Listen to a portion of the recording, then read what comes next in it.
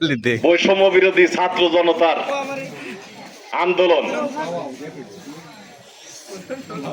অভ্যুত্থানে, সার্থক অভ্যুত্থানে পরিণত হয় এবং তারই পরিণতিতে মহান আল্লাহ পাকের অশেষ রহমতে বাংলাদেশ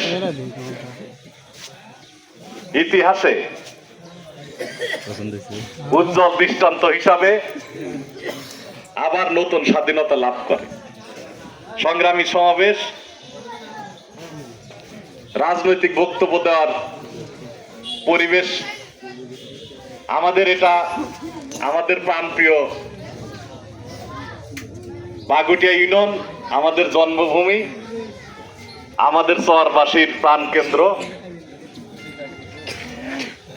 দৌলতপুরের ঐতিহ্যবাহী একটি এলাকা।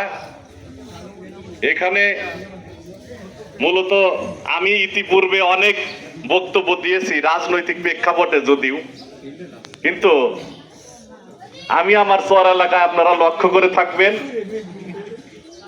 আমাদের চর এলাকায় আমি কোনোদিন রাজনীতি করি নাই। আপনারা খুব গভীরভাবে লক্ষ্য করবেন, হয়তো আমাদের দলের নেতা কর্মী সমর্থক আছেন, হয়তো মিছিল মিটিং স্লোগান হয়,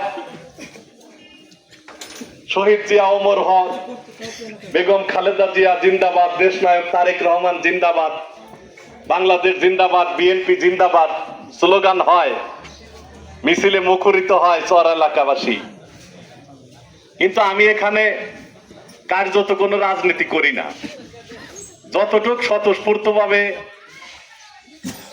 চর এলাকাবাসী, ছাত্র যুবক জনতা করে থাকেন, আমি ততটুকুই সমর্থন করি এবং সেটা যাতে কোনো অতিমাত্রায় না যায়, বরাবরই আমি ছাত্র জীবন থেকেই সেটা আমি খুব নিবিড়ভাবে আপনাদেরকে আমি সবিনয় অনুরোধ